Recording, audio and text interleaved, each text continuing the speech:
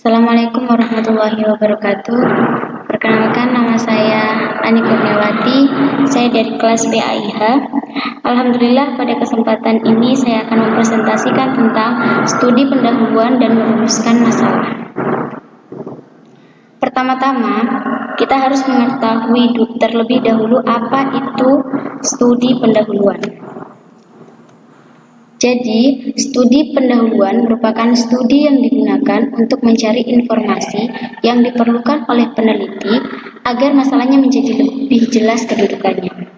Pada langkah awal dalam melakukan penelitian, peneliti disarankan untuk mengadakan penjajakan terlebih dahulu. Hal ini dilakukan agar peneliti tahu bisa tidaknya dilaksanakan penelitian tersebut. Kemudian, studi pendahuluan ini berada pada bagian pertama, karena studi pendahuluan ini menentukan tahapan-tahapan dalam penelitian selanjutnya. Dalam studi pendahuluan, seorang peneliti harus membuat pembaca tertarik pada topik penelitian. Karena dalam melakukan studi pendahuluan peneliti harus merasa bahwa masalah yang akan diteliti ini menarik dan penting dan aktual untuk si pembaca. Kemudian, studi pendahuluan ini ditulis secara singkat. Karena itu dalam penulisan pendahuluan menjadi tantangan tersendiri untuk ditulis dan dipahami. Yang selanjutnya adalah manfaat dari studi pendahuluan. Yang pertama, kita akan mengetahui dengan pasti apa yang akan diteliti. Yang kedua, tahu di mana dan kepada siapa informasi dapat diperoleh. Yang ketiga, tahu bagaimana cara memperoleh data atau informasi. Yang keempat, dapat menentukan dengan cara yang tepat untuk menganalisis data. Yang kelima, tahu bagaimana harus mengambil kesimpulan serta memanfaatkan hasil. Yang keenam, meyakini pada diri kita bahwa penelitiannya itu perlu dan dapat dilaksanakan. Yang selanjutnya yaitu cara membuat studi pendahuluan. Yang pertama dengan membaca literatur, baik teori maupun penemuan dari hasil penelitian terdahulu. Jadi kalau kejadian atau fenomena itu pernah terjadi dan telah pernah diteliti di masa dulu, maka kita diperkenankan untuk membaca literatur baik teori maupun penemuan yang dulu gitu untuk bahan pertimbangan. Yang kedua, mendatangi ahli-ahli atau manusia sumber untuk berkonsultasi dan memperoleh informasi. Yang ketiga, mengadakan peninjauan ke tempat atau lokasi penelitian untuk melihat benda atau peristiwa yang akan kita teliti itu. Permasalahan tidak selalu berangkat dari penyimpangan antara teori dan praktik. Di dalam penelitian kualitatif tidak ada yang seharusnya, tapi yang ada adalah senyatanya. Jadi masalah yang dirumuskan mengikuti kenyataan yang ada. Jadi antara masalah dan rumusan masalah itu berbeda. Jika masalah adalah kesenjangan antara sesuatu yang diharapkan dengan sesuatu yang terjadi, maka rumusan masalah adalah suatu pertanyaan yang akan dicarikan jawabannya dengan menggunakan pengumpulan data melalui penelitian. Dalam menentukan rumusan masalah yang baik, kita harus memperhatikan hal-hal seperti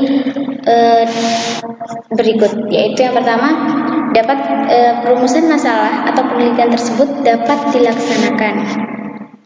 Yaitu dalam memilih masalah harus dicek apakah kita bisa melaksanakan penelitian dengan rumusan masalah tersebut. Yang kedua, jangkauan penelitian, yaitu mencakup apakah masalahnya cukup untuk diteliti dan juga datanya cukup untuk menjadi sebuah hasil penelitian atau tidak.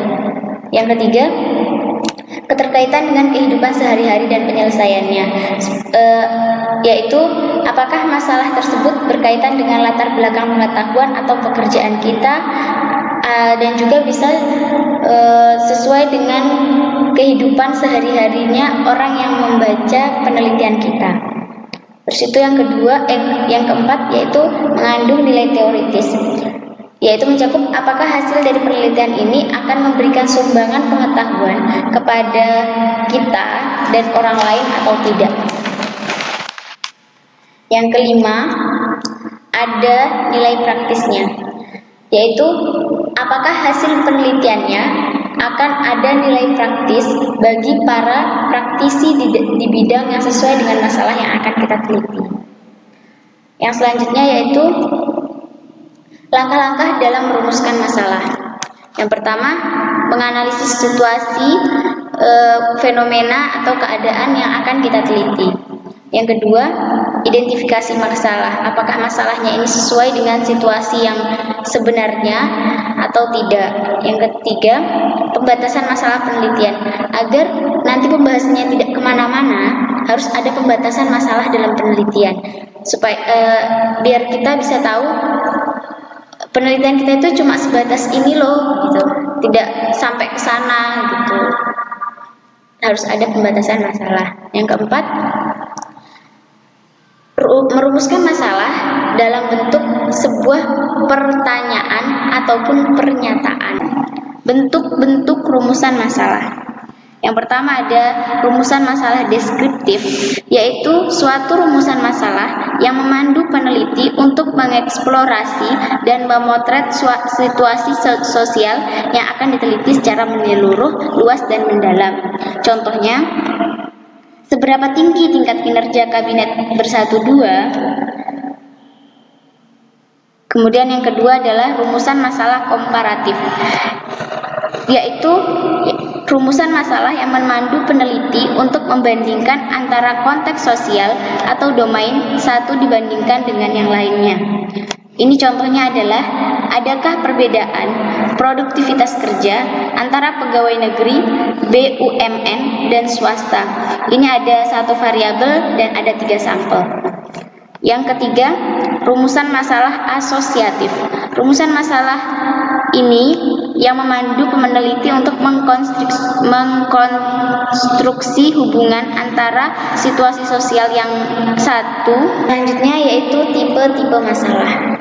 Yang pertama, masalah yang digunakan untuk mengetahui keadaan dan menjelaskan suatu fenomena yang terjadi. Yang kedua, masalah untuk membandingkan dua fenomena atau lebih. Yang ketiga, masalah yang digunakan untuk mencari hubungan antara dua fenomena yang terjadi. Mungkin cukup sekian presentasi dari saya, kurang dan lebihnya mohon dimaafkan. Apabila ada pertanyaan silahkan di kolom komentar.